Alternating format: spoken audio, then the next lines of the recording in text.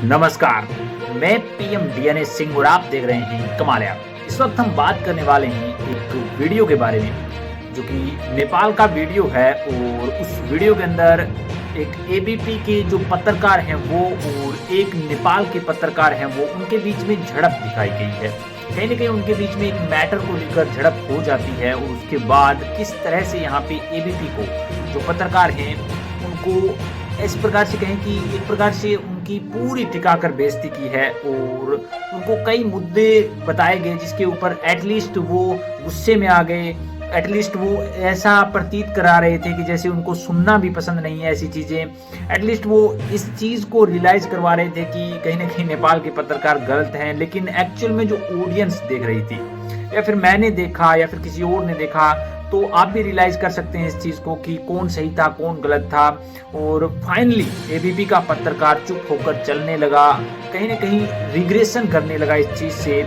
तो एक्चुअल क्या मैटर था, कौन ये पत्रकार था जिसने इतनी खरी खोटी यहाँ पे बातें पूछी जिसकी बदौलत यहाँ पे फैक्ट मीडिया या फिर कहीं की गोदी मीडिया का सच है वो सामने आया।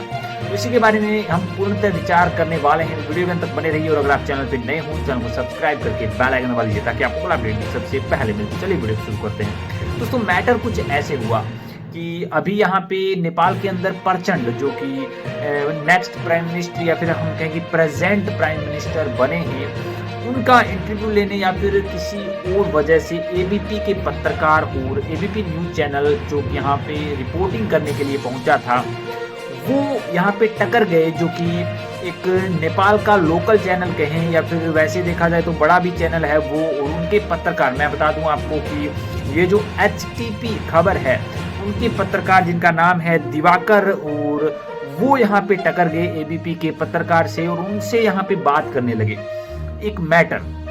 जब उन्होंने कहा कि आप कहते हैं कि जो नेपाल के अंदर रोटी बेटी का रिश्ता है वो अब नहीं रहा। दूसरी ओर एक और चीज उन्होंने उठाई कि जो केपी शर्मा ओली है उन्हें आप हर बार यही दिखाते हो कि कहीं ना कहीं वो जो यहाँ पे फेवर करते हैं चाइना का और वो यहाँ पे एंटी हैं इंडिया का। ये जब क्वेश्चन पूछा तो उन्होंने कहा कि ऐसा हमने नहीं कहा। उसके बाद उन्होंने कहा कि आप बार बार यही चीज दिखा रहे हो टीवी के ऊपर, मैंने देखा है इस चीज को, तो आप इसे एक्सप्लेन कीजिए। तो उन्होंने कहा पहले तो उन्होंने एक्सप्लेन करा दो। उनका जो एक्सप्लेनेशन करने का तरीका था वो स्पष्ट दिखा रहा था कि वो एक बनावटी बातें थी। और दूसरी ओर वो कह रहे थे कि इस तरह से आप मुझसे नहीं पूछ सकते, आप ही आप बोल रहे हो। लेकिन मैंने जब देखा उस वीडियो को तो कहीं ना कहीं देखा गया कि जो पत्रकार थे यहाँ पे एचटीपी यानी कि दिवाकर जी थे वो कहीं ना कहीं उन्हें टाइम दे रहे थे बोलने का, उसके बावजूद वो एक्सप्लेन करने में असमर्थ थे। जब उन्हें दूसरा क्वेश्चन पूछा कि आपके जो केपी शर्मा ओली हैं, जब आपने कहा था कि यहाँ पे राम हमारे हैं, तो यहाँ पे नेपाल के पत्रकार का जवाब आया था कि उससे पहले आपने गौतम बुद्धा को कहा था कि वो यहाँ पे उनका जन्म है वो भारत के अंदर हुआ था। तब उसके बाद यहाँ पे केपी शर्मा ओली ने कहा था कि जो राम का जन्म है वो यहाँ हुआ था।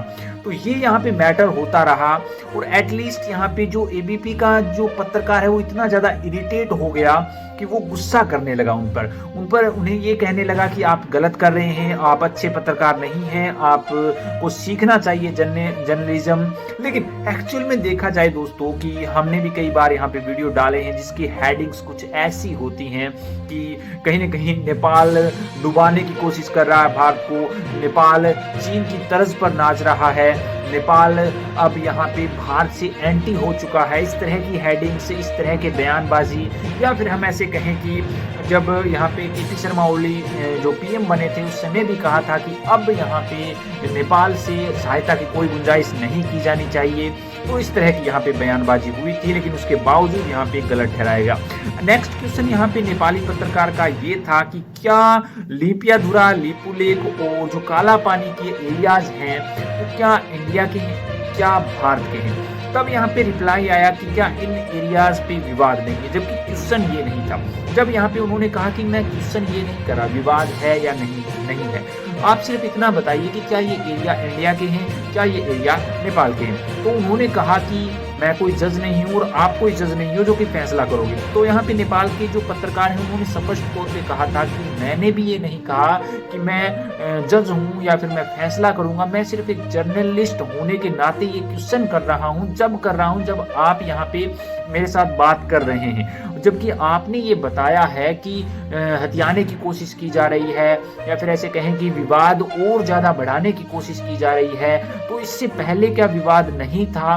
क्या ये एक्चुअल में ज़मीन भारत की ही थी या फिर कहीं ना कहीं सस्ते थे? इस तरह के जवाबों को यहाँ पे एक्सप्लेन नहीं करा उन्होंने इसलिए नहीं करा दोस्तों क्योंकि वो करना ही नहीं चाहते थे, क्योंकि उन्होंने पहले बातें बोली थी और वो वीडियो आज भी है और आने वाले समय में भी रहेंगी, क्योंकि आजकल इंटरनेट का जमाना है और आप किसी भी वीडियो को एक बार वायरल कर देते हो तो आप अपने चैनल से उसे डिलीट कर सकते हो, लेकिन आप उसे क्लाउड से डिलीट नहीं कर सकते, क्योंकि कोई ना कोई बंदा हो सकता है सेव कर दे रखा हो, कोई ना कोई बंदा हो सकता है उसे परमानेंटली स्थायी कर चुका हो, तो उसका कोई सोल्यूशन नहीं है। तो आप अब आप सही बोलो या फिर पहले आपको सही बोलना चाहिए था, तो आपने पहले सही बोला नहीं तो अब आप सही बोल नहीं सकते। कहीं ना कहीं ऐसा हुआ और उसकी बदौलत हुआ ये दोस्तों कि जो इंडियन पत्रकार यानी कि एबीपी के जो पत्रकार हैं वो बहुत ज़्यादा इरिटेट हो गए, वो वहाँ से चलने लगे।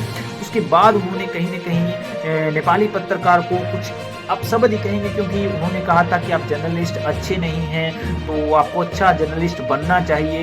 एक्चुअली देखा जाए दोस्तों